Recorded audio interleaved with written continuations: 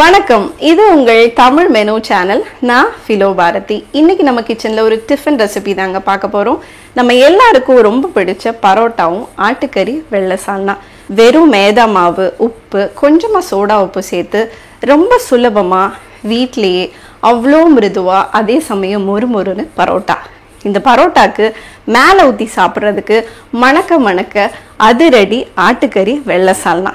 இந்த சால்னாவோட ஹைலைட்டே நல்ல பஞ்சு மாதிரி வந்து ஆட்டுக்கறி, அது கூடவே தேங்காய், முந்திரி, பாதாம் விழுது. கேட்கும் போதே சாப்பிடணும் போல இருக்குல்ல. நேரத்தை வீணாக்காம வீடியோக்குள்ள போயிடலாம் வாங்க. சால்னா பண்றதுக்கு 1/2 கிலோ கறி எடுத்துக்கிறேன். எலும்புகளோடையும் கொழுப்புகளோடையும் 2-3 தண்ணியில நல்லா வாஷ் பண்ணிட்டு இந்த அளவுக்கு சின்ன சின்ன துண்டுகளா கட் பண்ணி எடுத்துக்கோங்க. 2 பிஞ்ச் மஞ்சள் தூள், 1 டீஸ்பூன் உப்பு, 2 டேபிள் ஸ்பூன் கெட்டியான தயிர். இந்த தயிரை விட்டு இந்த கறியை ஊற வைக்கிறது ரொம்ப முக்கியங்க. அப்பனாதான் நம்மளுக்கு அந்த சால்னால பஞ்சு மாதிரி கறி கிடைக்கும். இதை கிட்டத்தட்ட 1 மணி நேரமாவது கட்டாயம் ஊற வச்சு எடுத்துக்கோங்க. இனி குக்கர்ல தாங்க இந்த சால்னா வைக்க போறோம். 3 டேபிள் ஸ்பூன் எண்ணெய் சேர்த்துக்கோங்க. தேங்காய் எண்ணெய் சேர்த்திங்கன்னா நல்ல மணமா இருக்கும். 1 துண்டு பட்டை, 3 கிராம்பு, 2 ஏலக்காய் சேர்த்துட்டு 2 பெரிய வெங்காயத்தை பொடியா நறுக்கிட்டு அதையும் சேர்த்துக்கோங்க. வெங்காயத்தை ஒரு 2-3 நிமிஷத்துக்கு நல்லா வதக்கிக்கோங்க.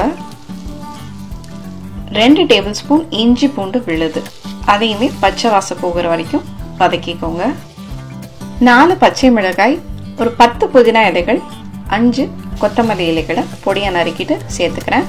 புதினா மல்லி நல்லா வதங்கினதுக்கு அப்புறமா 2 மீடியம் சைஸ் தக்காளி, அதையும் நீள நீளமா கட் பண்ணிட்டு, தக்காளி சீக்கிரம் வதங்கணுங்கிறதுக்காக 1/4 டீஸ்பூன் உப்பு.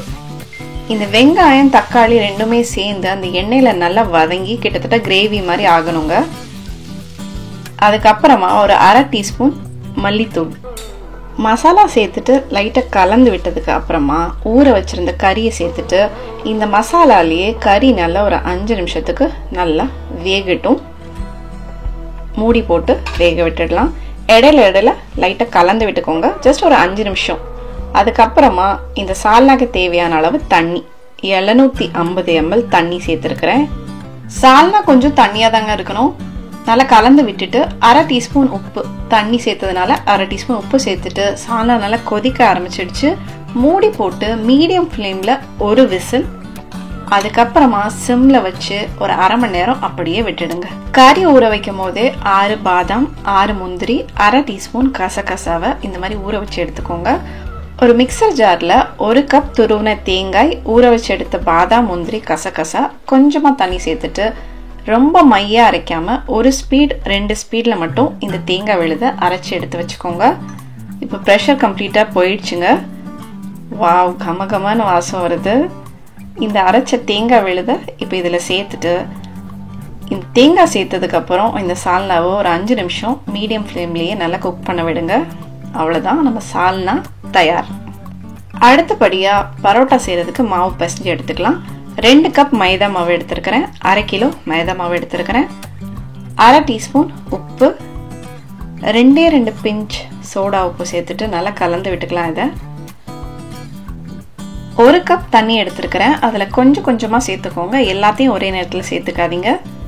அளவாக சேர்த்துட்டு நல்ல மாவு எல்லாம் ஒன்று திரண்டு வர வரைக்கும் நல்லா பிசைஞ்சு எடுத்துக்கோங்க. ரொம்ப டைட்டாகவும் இல்லாமல் ரொம்ப லூஸாகவும் இல்லாமல் இந்த மாதிரி எல்லாம் ஒன்று சேர்ந்து வந்ததுக்கு அப்புறமா இது ஒரு ஒர்க்கிங் சர்ஃபேஸ்க்கு மாற்றிக்கோங்க. கிச்சனில் உள்ள டேபிள் டாப் கூட மாற்றிக்கோங்க. மாவை லேசாக விரிச்சு விட்டுட்டு ஒரு டேபிள் ஸ்பூன் எண்ணெய் சேர்த்துக்கோங்க. நல்லா இதை மசாஜ் பண்ணி விடுங்க. இந்த மாவை எவ்வளோ நேரம் நீங்கள் மசாஜ் பண்ணுறீங்களோ அது ரொம்ப நல்லா இருக்குங்க. நான் கிட்டத்தட்ட ஒரு 7 நிமிஷம் நல்லா மசாஜ் பண்ணியிருக்கிறேன். போட்டு நல்லா அடின்னு துவைச்சி எடுத்துட்டேன். இப்படி பண்ணும்போது என்னன்னா மாவு நல்ல ஒரு சாஃப்ட்னஸ் கிடைக்கும். இந்த வீடியோ பார்க்கும் போது உங்களுக்கே தெரியும் ஆரம்பத்தில் மாவு எவ்வளோ டைட்டாக இருந்ததுன்னு, அப்புறம் பின்னாடி ஃபைனலாக வரும்போது அவ்வளோ சாஃப்ட் ஆகிடும். ஸோ இதை ஒரே சைஸுக்கு கட் பண்ணி எடுத்துக்கோங்க. அதுலேயுமே கொஞ்சம் எண்ணெய் அப்ளை பண்ணிட்டு இதை அப்படியே உருண்டை பிடிச்சி இந்த எண்ணெயிலேயே அப்படியே இதை ஊற விட்டுடுங்க. எண்ணெய் எதுக்கு ஜாஸ்தியாக ஊற்றுறோன்னா அந்த மாவு காஞ்சி போடாமல் இருக்கிறதுக்காக தான். இந்த டிஷ்யூவை போட்டுட்டு இந்த டிஷ்யூவில் தண்ணி தெளிச்சுட்டு அதுக்கப்புறமா அதுக்கு மேலே துணி போட்டு ஒரு 1 மணி நேரம் அப்படியே விட்டுட்டேன். 1 மணி நேரத்துக்கு அப்புறமா நல்ல மாவு ஊறி இருக்குங்க அந்த எண்ணெயில். பாருங்க அந்த ஒரு சாஃப்ட்னஸ் தெரியும். ஸோ காஞ்சி போயிடாமல் இருக்கிறதுக்காக மறுபடியும் எண்ணெய் போட்டுட்டு எல்லாத்தையும் ஒரு பவுலில் போட்டுட்டு இதை இப்போ நம்ம உருட்ட போகிறோம். கட்டையிலையுமே லைஸாக எண்ணெய் தடவிக்கோங்க. உங்களுக்கு எவ்வளோ தின்னா இதை உருட்ட முடியுமோ அவ்வளோ தின்னா உருட்டிக்கோங்க. இடையிலலாம் இப்படி பிஞ்ச ஒன்றும் பிரச்சனை இல்லை, தின்னா உருட்டிக்கோங்க அவ்வளோதான்.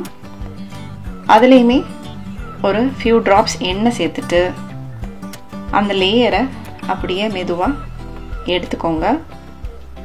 இந்த மாதிரி லேயர்னால தின் லேயர் வந்ததுக்கப்புறமா அந்த தின் லேயரை இப்படி சுற்றி எடுத்துக்கோங்க. நல்லா டைட்டாக சுற்றுங்க, ரொம்ப இடைவெளி விட்டு சுற்றாதீங்க. சுற்றிட்டு கீழே அதை நல்லா மடித்து விட்டுடுங்க. முதல்ல நல்லா தின்னா தேய்ச்சிக்கோங்க. எவ்வளோ தின்ன முடியுமோ அவ்வளோ தின்னா, அப்போனா தான் அந்த லேஸான அந்த லேயர்ஸ் கிடைக்கும். பாருங்கள் இந்த மாதிரி நல்லா ஸ்ட்ரெச்சியாக தான் இருக்கும். ஸோ இப்படி ரொம்ப கேப் இல்லாமல் டைட்டாக சுற்றிட்டு கீழே அதை ஸ்டஃப் பண்ணிக்கோங்க. அவ்வளோதாங்க. இந்த மாதிரியே மீதி இருக்க எல்லாத்தையுமே பண்ணியாச்சு. இந்த மாதிரி உருட்டி எடுத்ததுக்கு அப்புறமா ஒரு 1 மணி நேரம் இதை அப்படியே ஊற விட்டுடுங்க. இப்போ கல்லை நல்லா சூடு பண்ணி 1 டீஸ்பூன் எண்ணெய் விட்டு கல்லை ரெடி பண்ணி வச்சுக்கோங்க. மொத்தமாக 8 பரோட்டா எனக்கு கிடச்சிச்சுங்க. நான் 6 தான் உருட்டி இருக்கிறேன், இன்னும் 2 இருக்குது. ஸோ நான் அதை வீடியோவில் காமிக்கல. இப்போ 1 மணி நேரத்துக்கு அப்புறமா நீங்கள் கைகளில் இப்படி கூட தட்டி அப்படியே சூடான கல்லில் போட்டு எடுத்துக்கலாம். சூடான கல்லில் போடுங்க. எண்ணெய் ஊற்றிட்டு சூடான கல்லில் இந்த பரோட்டாவை போட்டு 1 நிமிஷத்துக்கு அப்புறம் மேலே பாருங்கள் இந்த மாதிரி லேசாக வெந்த மாதிரி இருக்கும். அந்த சமயத்தில் பரோட்டாவை திருப்பி போட்டு நல்லா அந்த ஒரு ப்ரௌன் கலர் வரும் இல்லையா, அந்த மாதிரி அழுத்தி அழுத்தி வர வரைக்கும் திருப்பி திருப்பி போட்டு நல்லா வேக வச்சு எடுத்துக்கோங்க. இந்த மாதிரி நல்லா பர்ஃபெக்டாக ஒரு கலர் கிடச்சதுக்கு அப்புறமா நம்ம பரோட்டா ரெடி. பரோட்டாவை சுட சுட எடுத்த கையோட நல்ல ஒரு தட்டி நல்ல ஒரு அடி அடிச்சிங்கன்னா அந்த லேயர்ஸ்லாம் அப்படி கலந்து வந்துடும். ஸோ இப்போ இந்த பெரிய கல்லுன்றதுனால 2 பரோட்டாவையும் ஒன்றாவே போட்டாச்சுங்க. பாருங்கள் நல்லா சூடான கல்லை போடுங்க. போதுமான அளவு எண்ணெய் சேர்த்துக்கோங்க. சூடாக இருக்கும் போதே பரோட்டாவை நல்லா தட்டி எடுத்துக்கோங்க. இப்போ சர்விங் டைம்ங்க. நம்ம ஆட்டுக்கறி வெள்ளை சால்னா பிரமாதமாக ரெடி ஆயிடுச்சு. நல்லா கமன்னு பார்க்குறதுக்கே பார்த்தீங்களா சூப்பராக இருக்குது.